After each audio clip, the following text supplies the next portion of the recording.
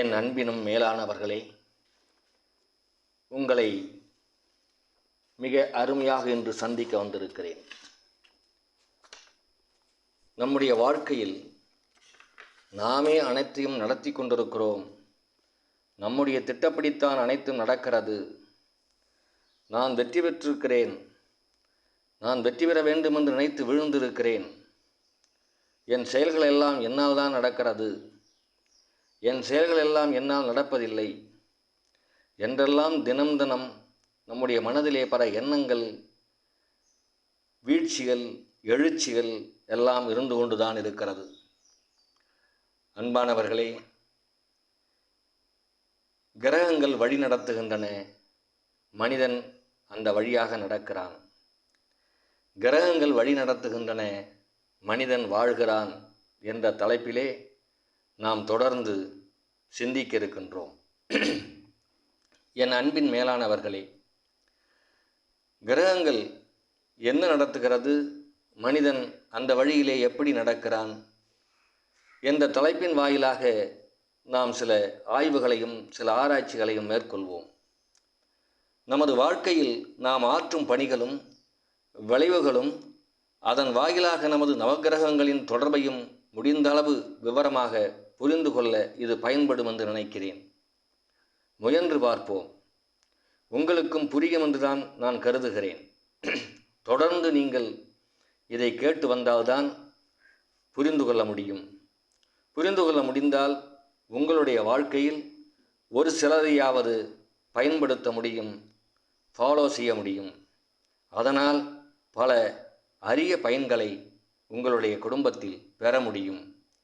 முயல்வோம், முயன்று பார்ப்போம். புரிந்ததும் புத்துயிர் பெறுவோம். வாழ்வின் வழியை மாற்றி அமைப்போம். முடியாதது என்று எதுவும் இல்லை. ஆனாலும் முடிந்ததும் நம்மால் இல்லை என்பதை புரிந்து கொண்டால் அதுவே சிறப்பான அறிவாக இருக்கும். நம்மை சுற்றி வாழும் மனிதனை பார்க்கிறோம்.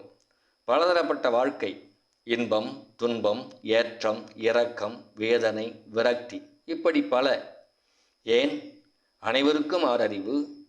அனைவரும் படித்து தன் சுய சிந்தனையால் செயல்படுபவர்கள். படித்தவர்கள் புத்திசாலிகளாக இல்லை, புத்திசாலிகள் படித்தவர்களாக இல்லை.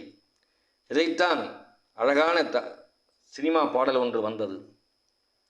புத்தியுள்ள மனிதன் எல்லாம் வெற்றி காண்பதில்லை, வெற்றி கண்ட மனிதன் எல்லாம் புத்திசாலி இல்லை, புத்திசாலி இல்லை என்ற பாடல் வரிகள் உங்களுக்கு தெரிந்திருக்கும். அப்படியானால் புத்தி வெற்றியை கொடுப்பதில்லையா?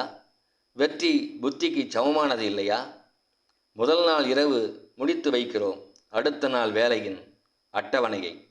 விடிந்ததும் வேலை வேறாக அல்லவா அமைகிறது? எத்தனை சதவிகிதம் திட்டப்படி நம் அட்டவணைப்படி அனுபவிக்க முடிகிறது? அவ்வப்போது வரும் சில வேலைகள், தடங்கல்கள், தடுமாற்றங்கள், எத்தனையோ மாற்றங்கள். ஏன், நாளொரு அறிக்கை நடந்ததா நாட்டில்? நாட்கள் வாரங்களாகி மாதங்களாகி பல வருடங்களாகியும் நடக்காத காரியங்கள் எத்தனை எத்தனை. ஏன், நமக்கு தன்னம்பிக்கை உண்டு, தன்னார்வம் உண்டு, எதையும் நம்மால் சாதித்து விட முடியும் என்ற தன்னம்பிக்கை தவறல்ல. அதற்காக நாம் திட்டங்களை வகுக்கிறோம், அதுவும் தவறல்ல. யார் மாற்றியது என் வழியை? இறைவனா? ஒவ்வொருவரின் ஒரு சிறு அசைவையும் அவன்தான் இயக்குகிறான் என்றால் ஏன் அனைத்து மாறுபட்டே இருக்கிறது? அலுவலகத்தின் ஒரு எம்டி இருக்கிறார் என்று வைத்துக்கொள்வோம். அந்த எம்டியின் எண்ணத்தை வழியேதான் அந்த அலுவலகம் செயல்படும். அப்படி செயல்பட்டாலும் அதன் போக்கு அனைவருக்கும் ஒன்றாகத்தானே இருக்க வேண்டும், இருக்கும். இவர் உருவாக்குகிற திட்டங்கள், செயல்பாடுகள், சிந்தனைகள் ஒன்றாகத்தானே போய் சேரும். ஒவ்வொருவருக்கும் மாறுபட்ட கருத்தும் செயல்பாடும் போய் சேர்ந்தால் அந்த எம்டியை பைத்தியம் என்று சொல்வார்கள் தானே? அல்லது அந்த அலுவலகம் சரியாகத்தான் நடக்குமா? மனித சமுதாயத்தின் எம்டி இறைவன் என வைத்து கொண்டால் ஒரு மாதிரியான அறிவு, செயல்பாடு, எண்ணம், சிந்தனை இருக்க வேண்டும் அல்லவா? ஒரே மாதிரியான அறிவு, செயல்பாடு, எண்ணம், சிந்தனை இல்லாமல் ஒவ்வொருவருக்கும் மாறி மாறி இருக்கிறதே ஏன்? ஒரே வீட்டில் ஒரே தாய்க்கு பிறந்த 3 குழந்தைகளும் 3 விதமாகத்தானே இருக்கின்றன. சிந்தனையில், செயல்பாட்டில், வளர்ந்த விதத்தில், வாழும் கோணத்தில். ஏன்? இங்குதான் நமது சிந்தனையை கொஞ்சம் தூண்டுகிறேன். சிந்திக்க வேண்டுகிறேன். இறைவனே மூலம், மாற்றமில்லை.